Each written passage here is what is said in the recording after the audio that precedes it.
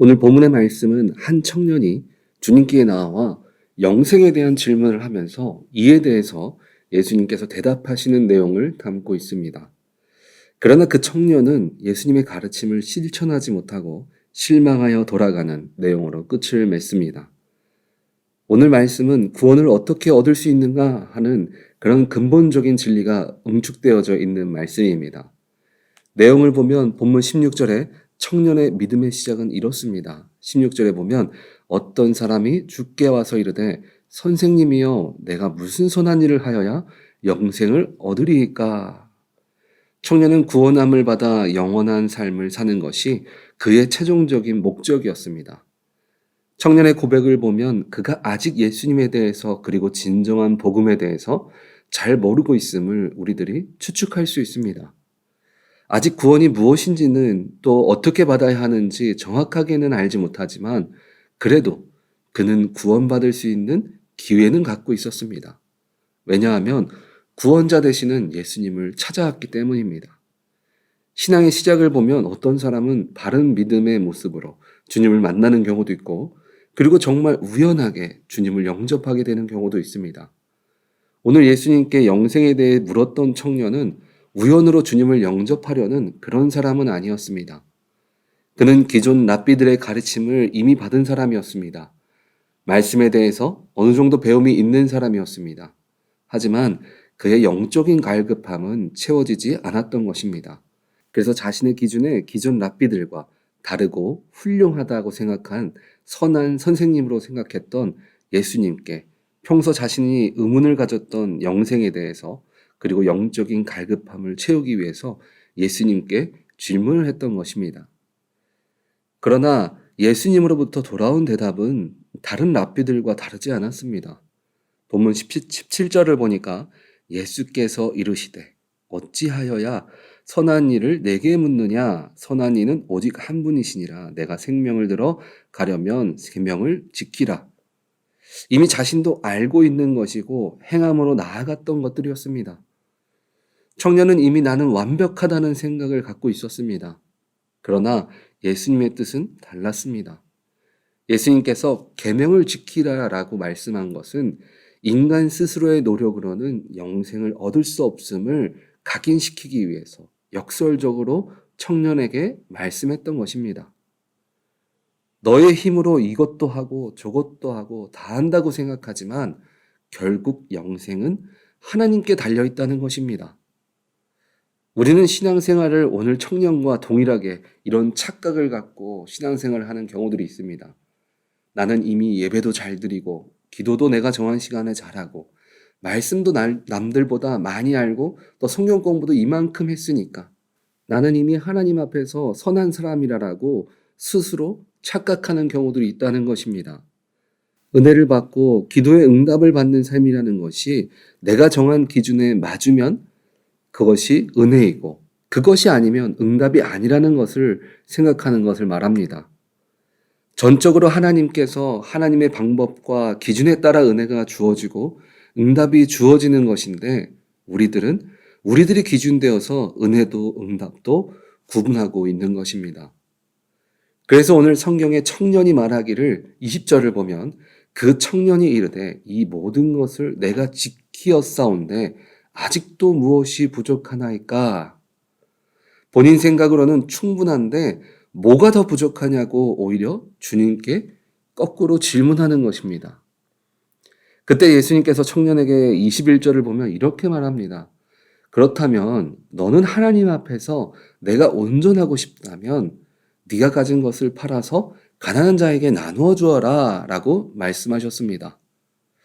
만약 네가 그렇게 한다면 하늘의 보화를 내게 얻을 것이다. 내가 얻을 것이다 라고 말씀하셨습니다.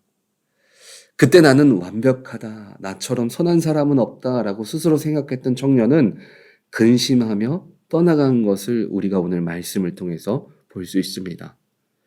이 말은 무엇을 의미합니까? 그렇게 나는 신앙생활도 열심히 하고 행함도 있고 봉사도 있고 또 모든 것을 잘하고 있다라고 생각했는데 결국 그의 신앙은 하나님을 위해서가 아니라 나를 위해 하고 있었던 것입니다. 내 꿈을 이루기 위해서 기도했고 내가 부자가 되기 위해서 열심히 예배했던 것입니다. 하나님께서 우리에게 때로는 어려움도 주시고 재물의 풍족함, 그리고 또 세상의 자랑이 되게 만드신 이유는 무엇일까요? 이 땅에 살아가는 우리들이 천국에 올라가기 전에 잘 먹고 잘 살고 잘 있게 하기 위해서 그렇습니까? 사람들은 세상의 결과를 위한 신앙생활을 하면서 그것이 마치 나는 잘하고 있다라고 착각하는 경우들이 있습니다. 그런데 오늘 말씀을 통해서 주님께서 우리들에게 하시고자 하는 말씀은 내가 하는 기도, 은혜, 내가 생각하는 축복 모든 부분 속에서 하나님이 우선되어야 한다는 것을 말씀해 주고 계신 것입니다. 내 만족을 위한 신앙, 내 잘됨을 위한 기도가 아니라 주님을 만나고 주님의 뜻대로 살아가기 위한 은혜이고 고난이며 축복이라는 것입니다. 그러나 오늘 청년은 어떻게 되었습니까?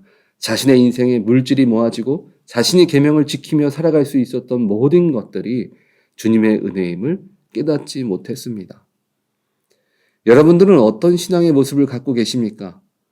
저도 목회자이지만 힘들 때가 되면 하나님의 뜻은 무엇일까라고 먼저 생각하기보다 당장 눈앞의 문제, 당장 현실적인 문제를 위해서 기도할 때가 많습니다. 그런데 그렇게 부족한 자임에도 불구하고 그 순간마다 주님은 우리들에게 먼저 그의 나라와 의를 구하는 것이 먼저라는 것을 그 사건, 사고를 통해서 깨닫게 해주십니다. 우리가 먼저 붙들어야 할 것이 무엇인지를 고난을 통해서 또 축복을 통해서 깨닫게 해주시는 것입니다. 하나님은 우리 인생의 사건, 사고, 그리고 축복을 통해서 하나님께서 우리 인생의 주관자 되심을 알게 하심을 믿으시기 바랍니다. 하나님이 하셨다는 것을 우리들이 깨닫게 하시는 것입니다. 우리는 이제 내가 원하는 기도에 주님을 끼워 맞추는 신앙에서 내가 원하는 뜻에 맞으면 응답이고 안 되면 실패라는 생각을 내려놓고 하나님이 세워주시는 신앙을 모두 경험하시기 바랍니다.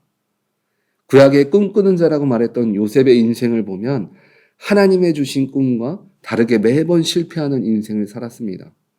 그리고 그가 총리의 자리에 앉고 자신의 형제와 아버지 야곱을 애굽으로 불러서 같이 살았습니다. 그때 이제 아버지 야곱이 죽자 애굽으로 요셉을 팔았던 형제들은 이 자신들의 죄로 인해서 죽임을 당할까 두려움에 빠졌습니다. 형제들이 요셉에게 우리들은 너의 종이니 살려달라고 말합니다. 그때 요셉이 말하기를 창세기 50장 19절 후반절부터 20절을 보면 내가 하나님을 대신하리이까 당신들은 나를 해하려 하였으나 하나님은 그것을 선으로 바꾸사 오늘과 같이 많은 백성의 생명을 구원하게 하시려 하셨나니. 요셉은 자신의 인생의 모든 것들이 하나님이 행하시고 계심을 믿고 있었습니다. 그리고 총리의 자리에 올라가서는 하나님이 하셨다는 것을 확신했습니다. 그래서 자신을 팔았던 형제들까지도 그들이 한 것이 아니라 하나님께서 하셨다는 말을 할 수 있었던 것입니다. 이제 우리는 내가 세웠던 부실한 인생에서 하나님이 세워주시는 튼튼한 믿음의 자녀의 길을 하나님이 하심을 인정함을 통해서 만들어 가시기 바랍니다. 지금까지 우리가 이곳에 이 자리에 있을 수 있는 것은 하나님이 하셨기 때문에 가능한 것임을 믿으시기 바랍니다. 그리고 하나님이 하심을 믿음을 통해서 이제는 하나님이 세워주심을 경험하시기 바랍니다. 우리 오렌지 한인교회 성도님들은 내가 세우는 인생이 아니라 하나님이 세우시고 하나님이 나를 통해서 행하시는 일들을 늘 경험하는 복된 인생 되시기를 주님의 이름으로 축원드립니다. 아멘.